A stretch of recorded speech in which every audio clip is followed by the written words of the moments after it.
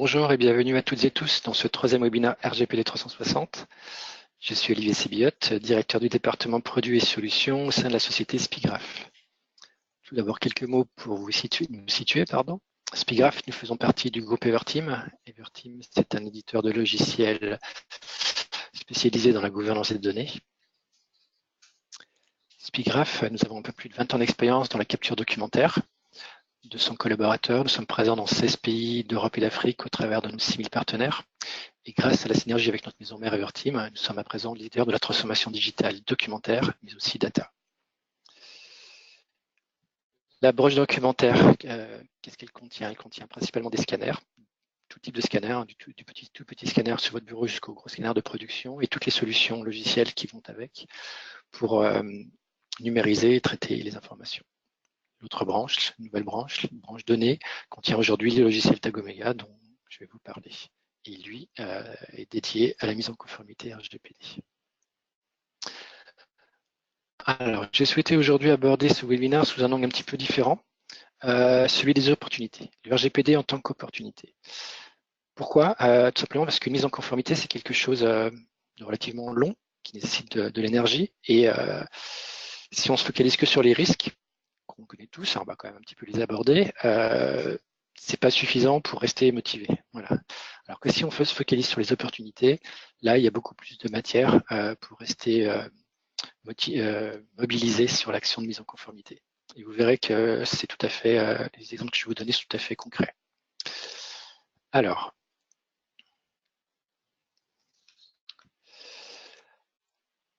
les principes du RGPD, petit rappel pour les personnes qui n'auraient pas assisté à d'autres webinaires ou qui découvriraient le RGPD aujourd'hui. Ces principes, je ne vais pas tous les passer en revue, je vais juste me concentrer sur le cinquième, le principe d'accountability.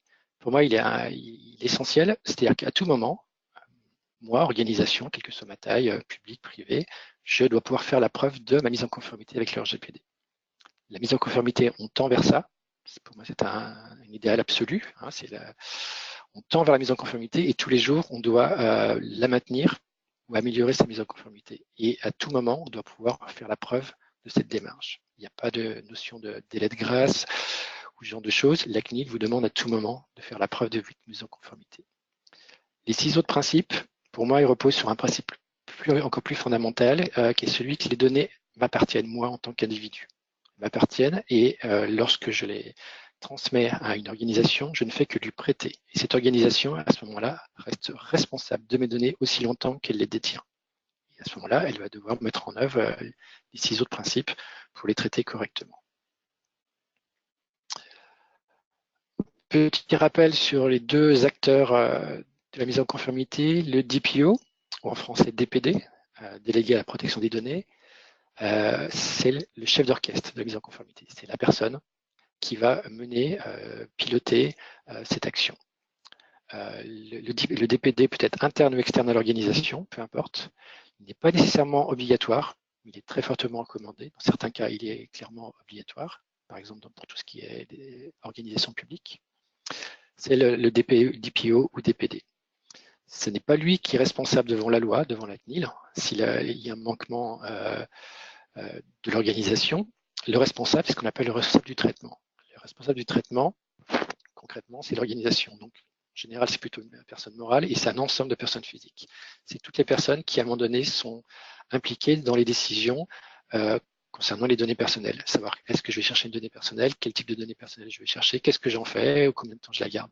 Ce sont ces personnes-là qui prennent les décisions sur les données, qui sont responsables devant la CNIL. Et bien évidemment, le DPO, le DPD doit les aider, les guider pour faire cela correctement. Alors, j'en profite quand même pour faire deux petits points de détail sur deux choses que j'ai déjà entendues. Il n'y a pas de taille minimale pour une organisation pour devoir être en conformité avec le RGPD. Voilà. Et la deuxième idée à laquelle je voudrais tordre le cou, c'est l'idée de données professionnelles. On m'a souvent dit, mais voilà, j'ai un email professionnel, un numéro de téléphone professionnel, ce n'est pas une donnée personnelle. C'est faux. Une donnée personnelle au sens du RGPD, c'est toute information relative à une personne physique, ce qu'elle est et ses activités.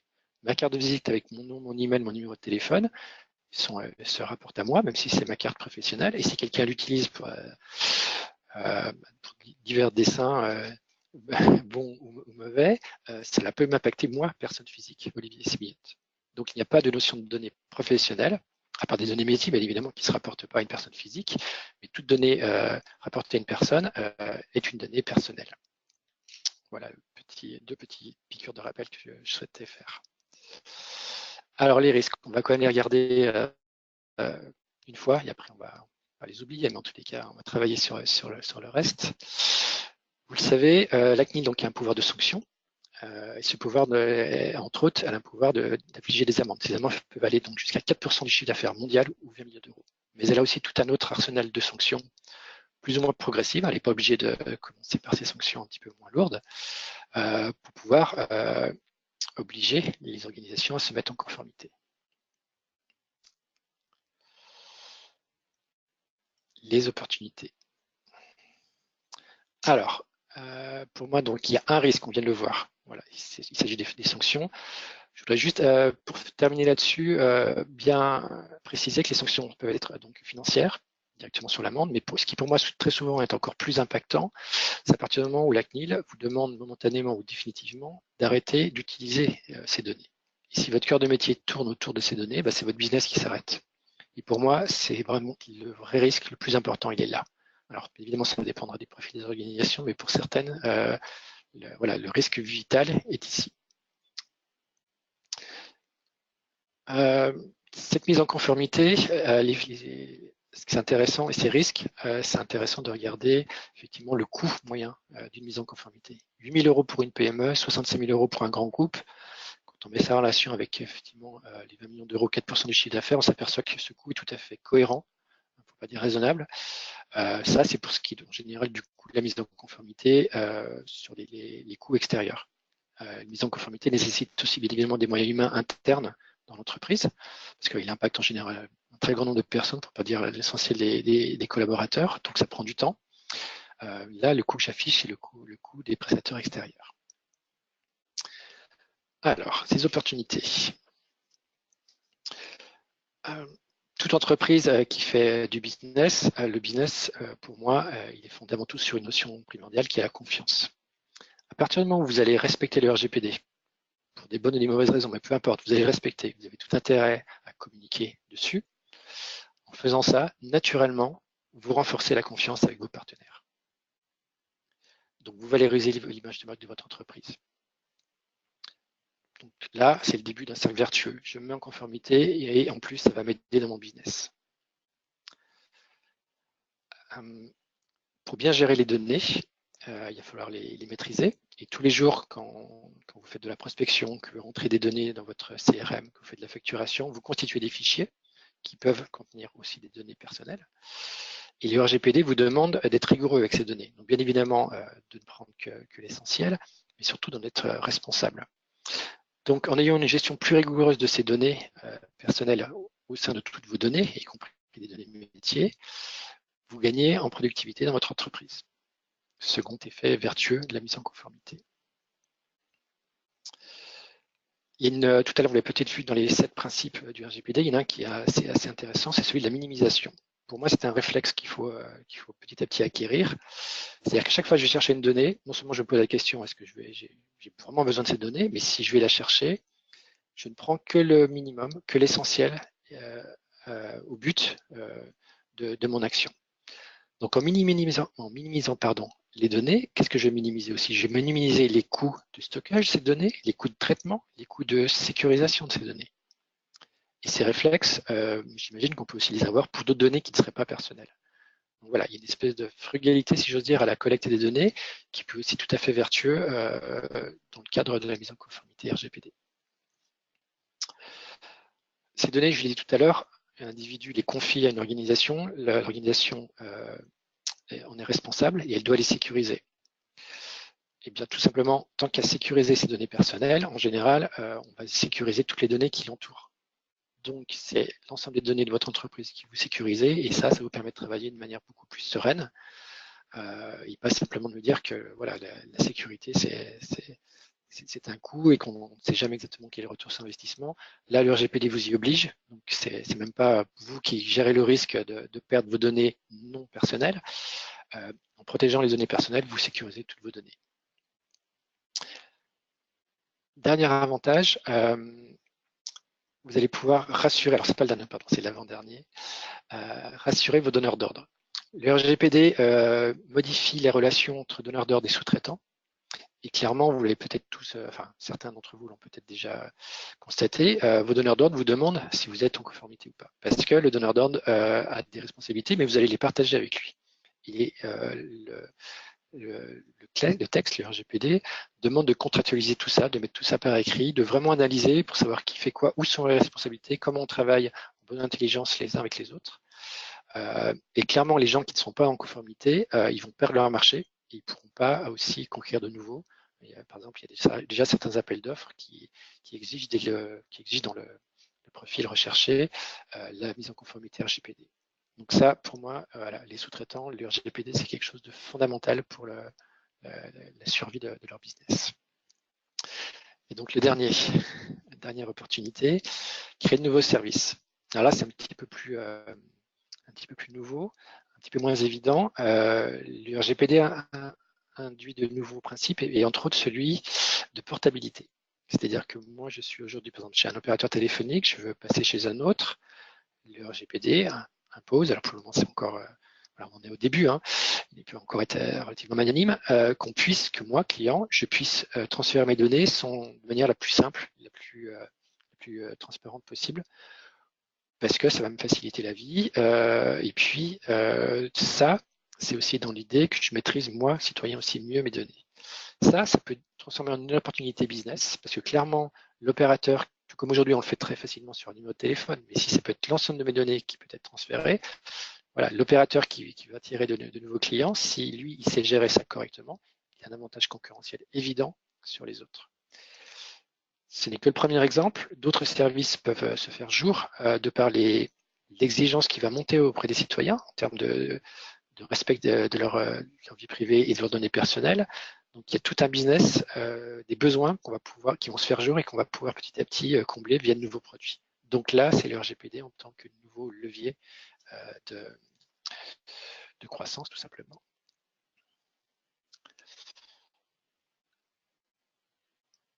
Alors, notre offre RGPD 360 de Speakcraft. Pourquoi RGPD 360 ?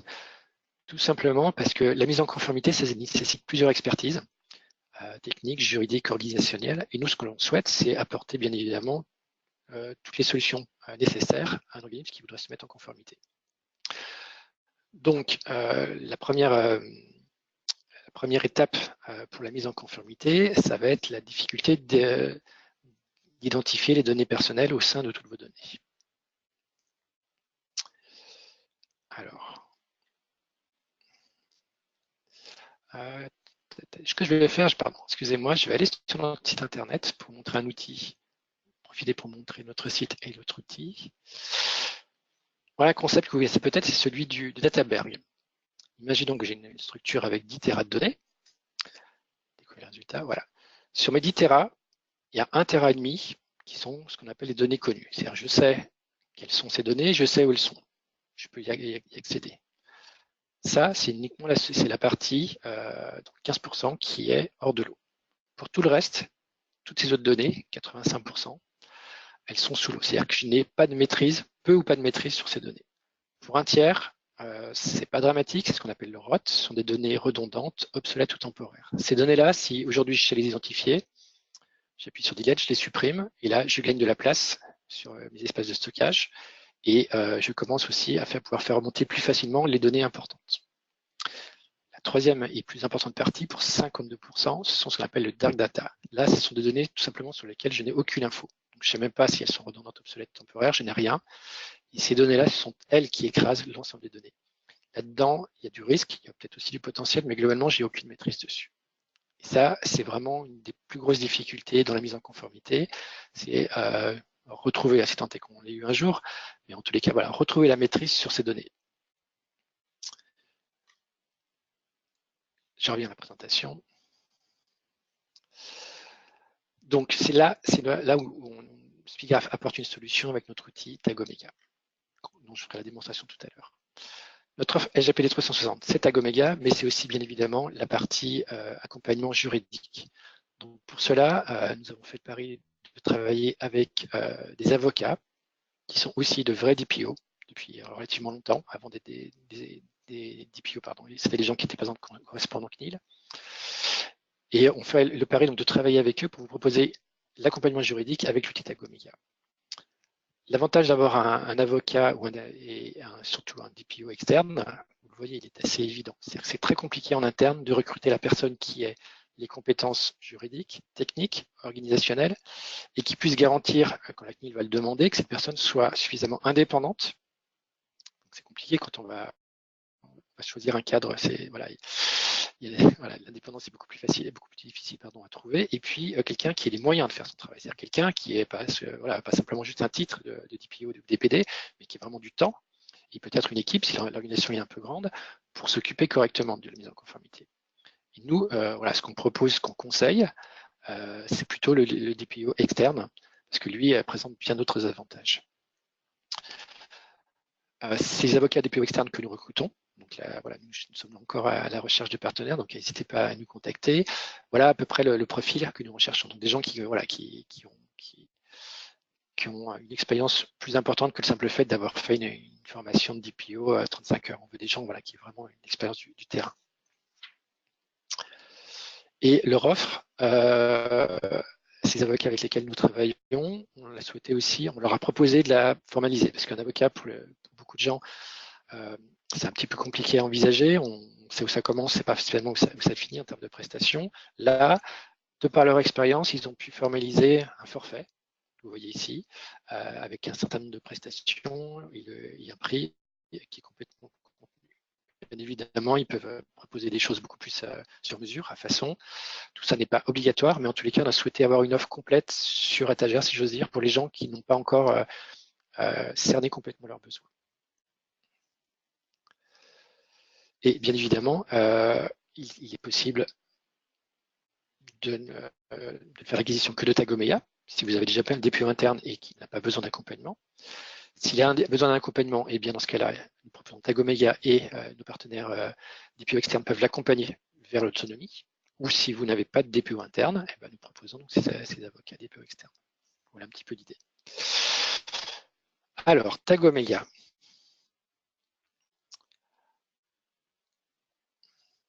Tagoméga, c'est un outil, logiciel et hardware, on va le voir tout de suite, qui va donc trouver, indexer et classer toutes les données à caractère personnel dans votre système d'information. Les répertoires, les documents, les emails. Concrètement, c'est un boîtier, un serveur sous Linux, qui héberge le logiciel Tagoméga.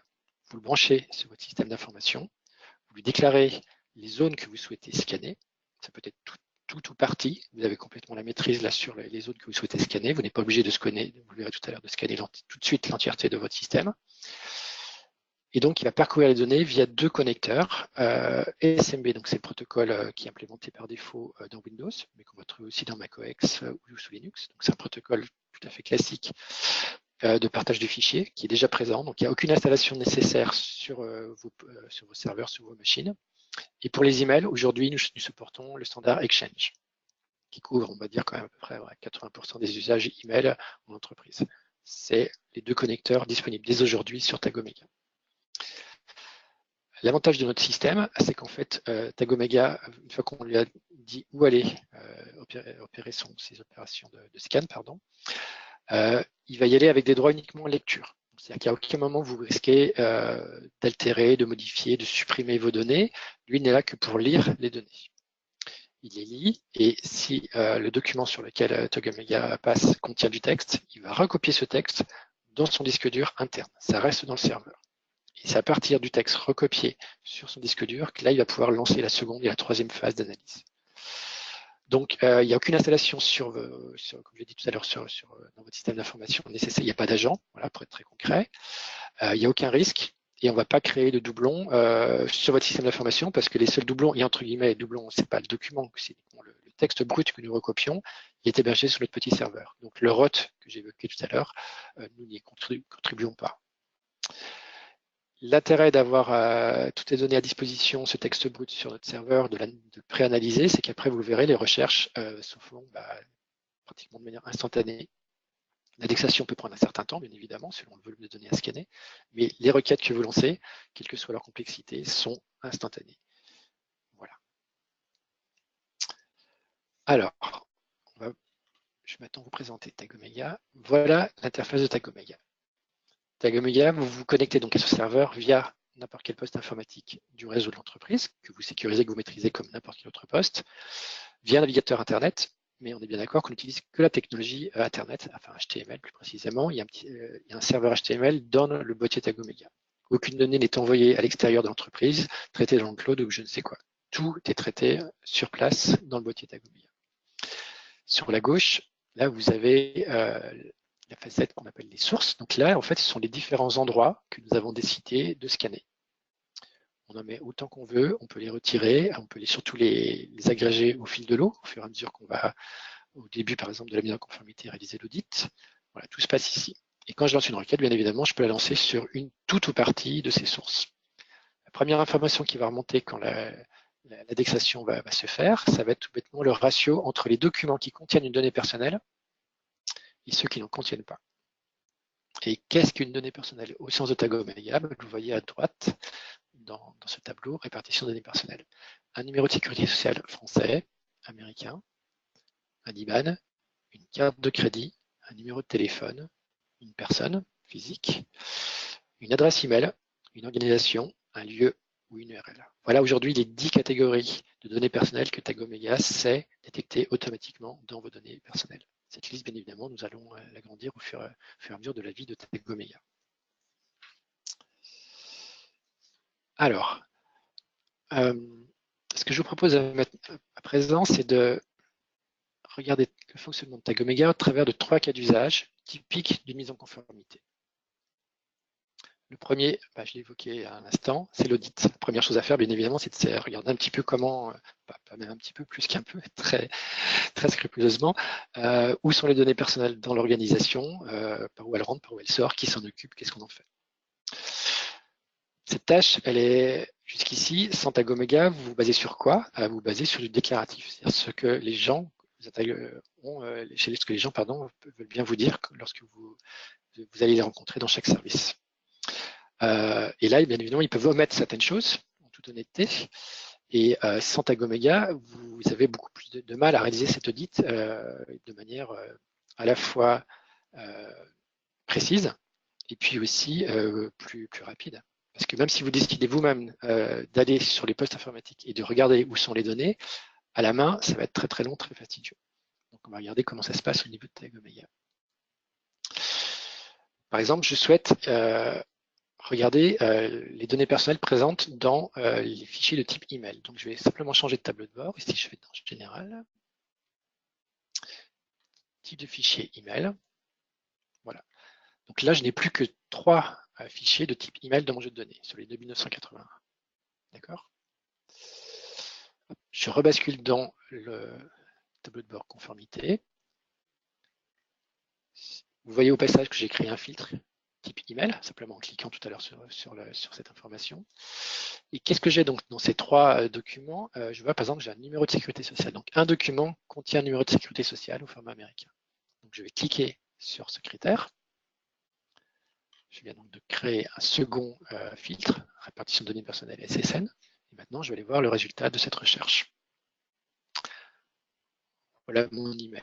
Bon, a priori, de par son nom, je n'ai pas beaucoup d'informations le concernant. Je clique dessus. Là, je pourrais le parcourir pour aller essayer de trouver effectivement ce numéro de sécurité sociale.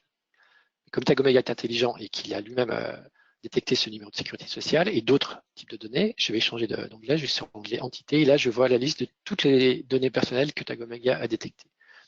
Mon numéro de sécurité sociale est ici. Je clique dessus. Automatiquement, il me le détecte dans le texte. Voilà mon numéro de sécurité sociale. Et c'est là où le travail humain prend le relais de celui de Tag Omega. Là, on doit analyser ce qu'on a devant les yeux. Donc, effectivement, a priori, j'ai un numéro de sécurité sociale. Une personne physique citée juste à côté. Donc, clairement, a priori, j'ai le numéro de sécurité sociale de cette personne. Le numéro de sécurité sociale, petit rappel, théoriquement, c'est une donnée interdite. On n'est pas censé manipuler ce genre de données dans une organisation conventionnelle. Le seul endroit où on peut le faire, c'est au service RH et dans le département qui s'occupe de la paye. Ailleurs, par défaut, le numéro de sécurité sociale, c'est la donnée la plus sensible en France, parce qu'à partir de ce numéro-là, vous pouvez à coup sûr identifier une personne physique. Donc là, j'en ai une, ok. Où est-ce que je suis? Alors, sans même me déplacer, je peux voir à gauche dans les sources que là, mon document est situé dans un répertoire qui appartient à communication. Clairement, là, pour moi, il y a un problème. Il va falloir investiguer avec la personne à qui a émis cet email, la personne qui possède ce numéro de sécu. Je ne sais pas si c'est la même. Là, clairement, il y a eu un truc dans les raquettes. C'est pas normal qu'on ait une donnée aussi sensible dans un email du service communication. Et là, évidemment, si j'étais dans Outlook, dans mon client email, si j'ai voulu rechercher le numéro de sécurité sociale de cette personne, je l'aurais tapé, j'aurais peut-être effectivement pu trouver cet email, mais par contre, si la question est montre-moi dans tous mes emails les numéros de sécurité sociale, là, évidemment, Outlook est incapable de vous faire cette requête. Parce que là, on travaille de manière beaucoup plus fine sur l'identification de la donnée. J'efface mes filtres. Donc au passage, vous pouvez voir avec quelle facilité en fait on utilise Tagomega. Tagomega ne nécessite aucune connaissance informatique.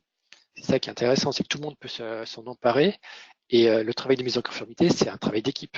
Il faut idéalement constituer une commission. Il y a des PO, mais toutes les personnes concernées par ces données personnelles doivent y contribuer. Donc pour moi, Tagomega, bien évidemment, en l'encadrant correctement, parce que Tagomega peut mettre à jour des données qui peuvent être sensibles, voilà, potentiellement dangereuses. Donc c'est évident que derrière l'écran, on choisit qui y va. Et ça, c'est le RGPD en lui-même. C'est-à-dire qu'on définit, on va avoir des données, avec qui on va les voir, combien de temps on va les voir, est-ce qu'on les stocke, toutes ces choses-là. Voilà, c'est le RGPD qui s'applique lui-même lors de la mise en conformité.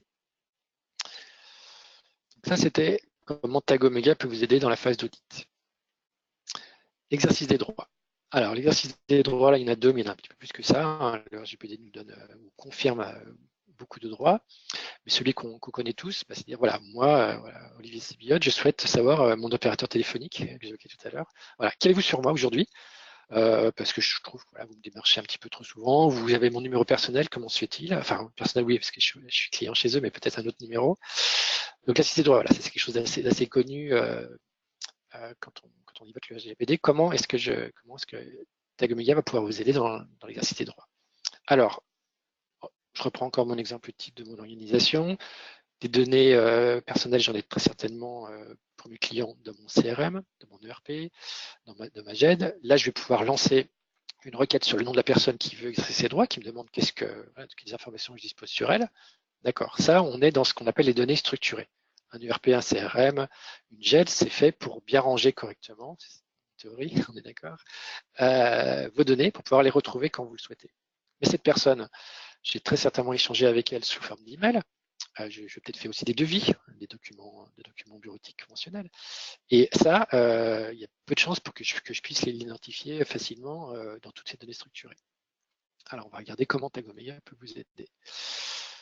Ben, c'est très simple en fait. Vous allez dans le tableau de bord personne ici, et là, je vais simplement taper le nom de la personne. Donc, on va prendre Monsieur Martin, excusez-moi, Monsieur Martin, voilà. Donc, il se trouve que j'ai effectivement un Martin dans mon jeu de données. Je clique dessus, je vois déjà que j'ai 16 documents le citant. Je vois déjà à peu près tout ce que contiennent ces documents. Et on va regarder cette liste. Voilà mes 16 documents. J'ai un document qui s'appelle bulletin de paye. OK, je clique dessus. Voilà le document, entité. Et voilà tout ce que j'ai sur Monsieur Martin. J'ai son IBAN, effectivement. C'est ce qui m'avait tout à l'heure attiré mon attention dans le tableau de bord plus général. J'ai son IBAN, mais clairement, là, je suis sur une fiche de paye. Je suis dans, vous pouvez le voir dans le répertoire HR.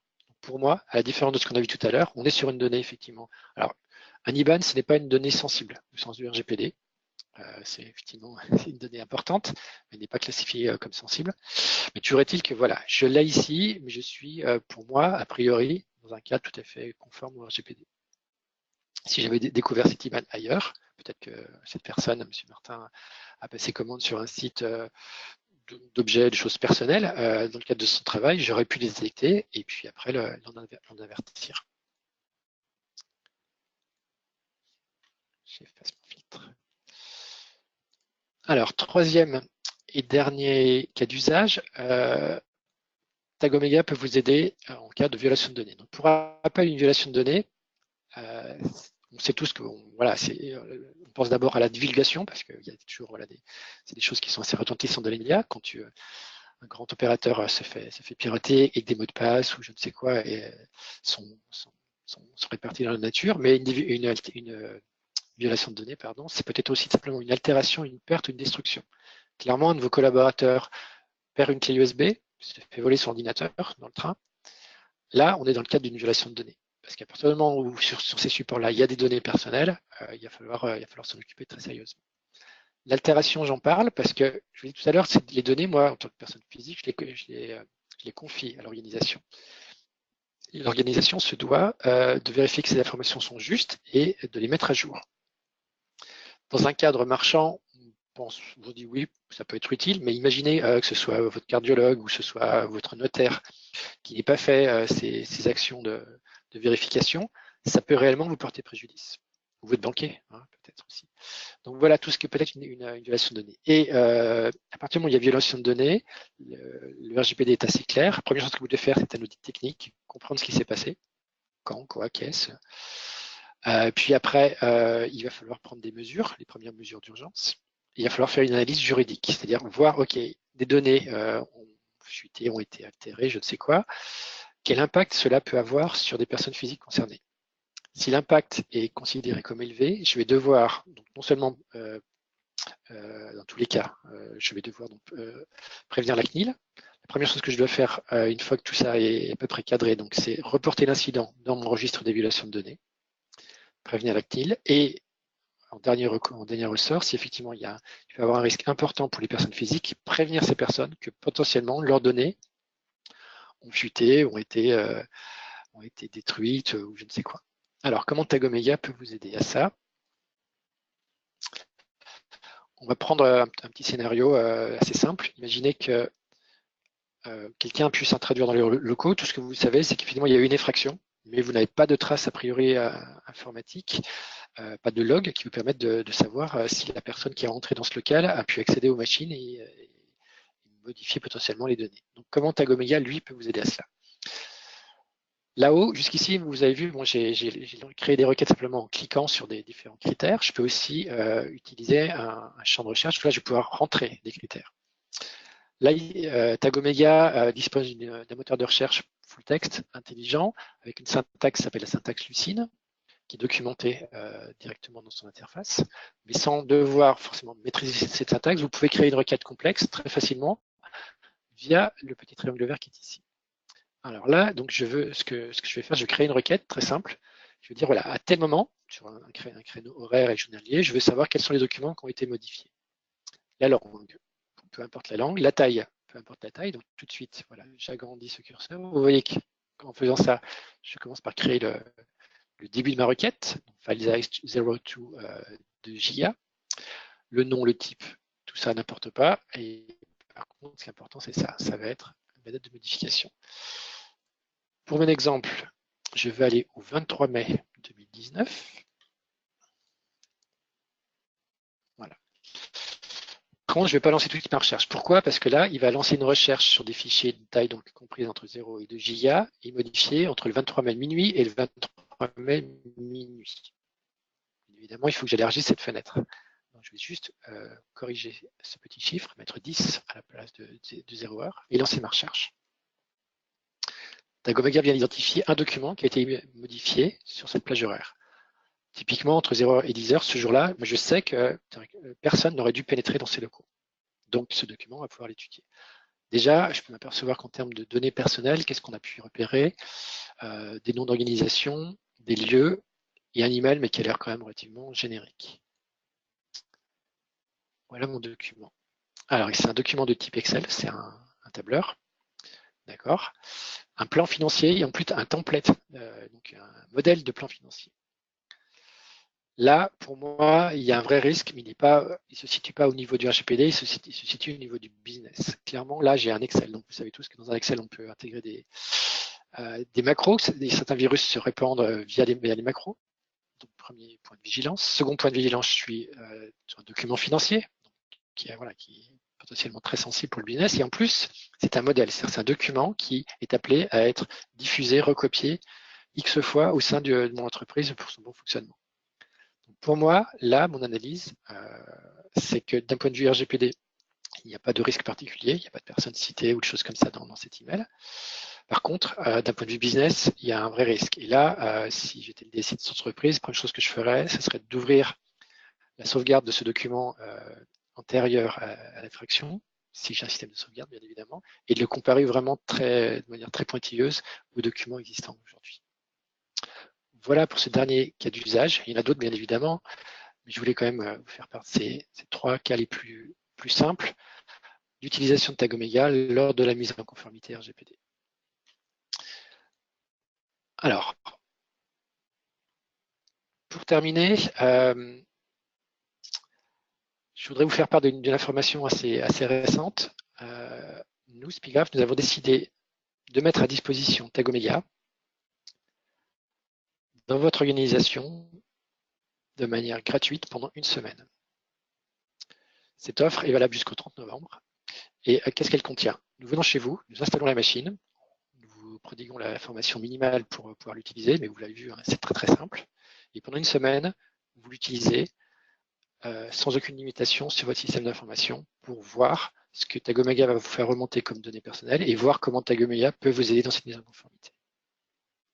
Ça, cette offre est donc valable depuis hier, je crois, jusqu'au 30 novembre. Nous avons un réseau, j'ai oublié de le préciser, donc vous l'avez vu, Spigraph, donc nous sommes présents dans 16 pays en Europe. En France, nous avons tout un réseau de consultants avant-vente et de commerciaux proches de chez vous. Donc bien évidemment, ce POC, ce que nous appelons le POC, c'est le Proof of Concept, cette opération, nous pouvons la réaliser très rapidement et très facilement chez vous voilà, dans les jours à venir. Si vous êtes intéressé, je vous invite à aller sur notre site internet. Tout simplement ici, vous voyez, vous avez deux boutons, la démo immédiate, Audit Express. Donc ça, c'est si vous voulez aussi avoir un premier retour à distance sur votre niveau de mise en conformité, et le POC qui est ici. N'hésitez pas, vous allez sur notre site, vous appelez mes collègues, vous avez vu dans notre offre spéciale, nous déclenchons le rendez-vous pour pouvoir réaliser chez vous très rapidement cet essai de Tag Omega. Voilà. Alors, je vais regarder à présent les questions. Alors, donc j'ai une personne qui me demande si Tag Omega fonctionne avec Exchange Online. Donc, si c'est Exchange, oui, parce qu'en fait, le connecteur que nous utilisons, c'est le connecteur Exchange World Web Service. Donc, c'est tout à fait compatible. Voilà. A priori, je ne vois pas d'autres questions.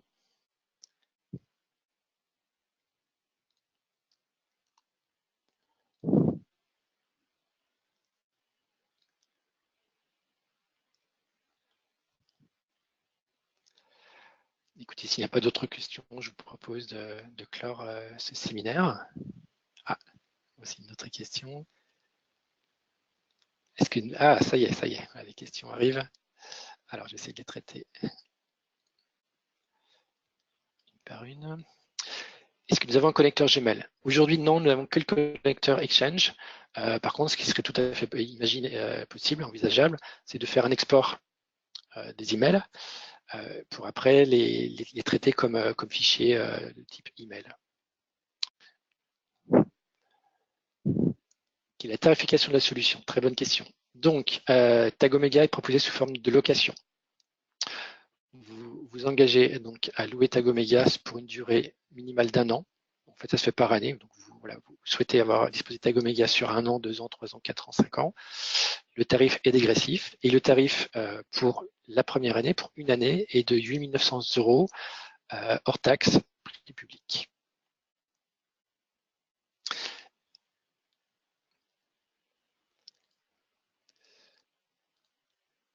Alors, y a-t-il d'autres questions? Ah, j'en ai une autre. Merci beaucoup, c'est gentil.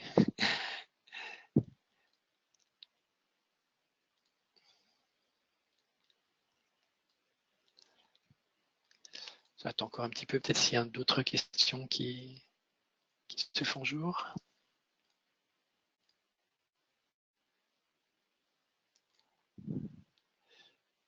Y a-t-il des connecteurs supplémentaires prévus? Oui, nous avons des demandes sur du SharePoint et sur des bases de données au format SQL. Donc, c'est des choses voilà, que nous sommes en train d'envisager. Voilà. Donc, Tag Omega, on l'a voulu au début très simple. Et comme je l'ai dit tout à l'heure, l'essentiel en fait pour moi du travail va se faire sur les données non structurées. Donc ces connecteurs sur les données qui peuvent être plus structurées ou en tous les cas mieux gérées, pour nous c'était pas la priorité. Mais bien évidemment, il faut qu'on arrive à terme à proposer un scan sur l'ensemble des données. Qu'en est-il pour les données stockées dans les OneDrive d'entreprise et les dossiers sur Office Online? Pour le moment, sur les fichiers, effectivement, comme je l'ai dit, on est sur le SMB. Donc, si le SMB ne permet pas directement d'accéder à ces données, aujourd'hui, nous ne pouvons pas les scanner. Selon la taille des entreprises, et ça on l'a déjà vu, c'est tout à fait envisageable et cohérent d'imaginer, d'ailleurs nous l'avons fait, nous, très honnêtement chez Spigraph, de dupliquer momentanément les données que nous souhaitons scanner pour pouvoir les traiter. Donc c'est quelque chose qui est possible. Tag Omega, je l'ai dit, voilà, c'est un an tout compris avec les mises à jour, la maintenance. Donc bien évidemment, l'idée c'est qu'à chaque fois que nous allons le faire évoluer pour une demande ponctuelle d'un client, c'est de reverser cette modification, cette amélioration dans le pot commun et tout le monde pourra profiter de ces nouvelles fonctionnalités. C'est ça le principe. Alors, Tag Omega peut-il être un complément à un outil de gestion de traitement et de consentement? Tout à fait. Tout à fait. Il existe des outils organisationnels pour la mise en conformité. Tout ça, pour moi, est complémentaire. Nous, pour l'instant, on se focalise sur la détection et l'identification de ces données. Une date prévue pour le connecteur SharePoint. Écoutez, je vous propose de rentrer en contact avec nous. Pour moi, ça peut se faire très rapidement. Ça peut se faire très rapidement. Là, il faut... oui, c'est quelque chose qui est déjà bien avancé, voilà, pour être tout à fait concret. Alors, je regarde si j'ai laissé passer d'autres questions. Non. Alors, une nouvelle question. Des connecteurs CRM développés? Non, pas encore. Voilà, on y travaille puisqu'on a eu des demandes, bien évidemment. Donc, c'est des choses qui sont en route un petit peu. Ce sera dans un avenir un petit peu plus lointain que le SharePoint, mais bien évidemment, c'est sur la feuille de route.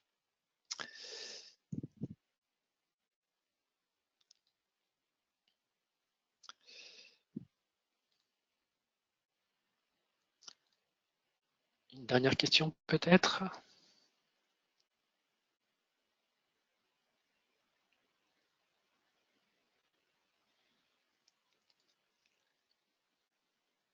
Ah oui.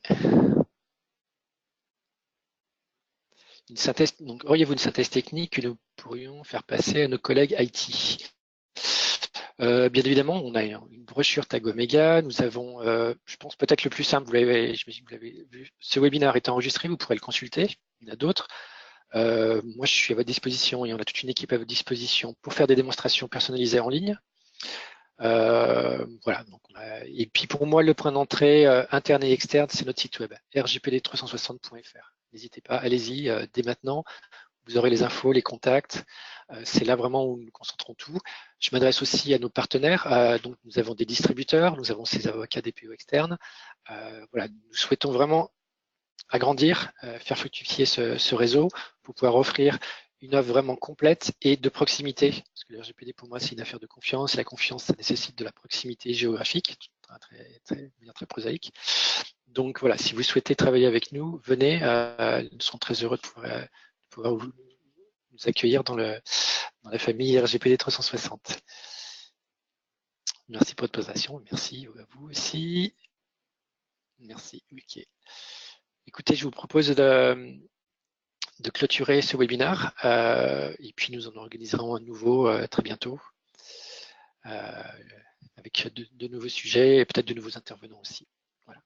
Je vous souhaite à tous et toutes une très bonne journée et je vous remercie de votre attention. Au revoir.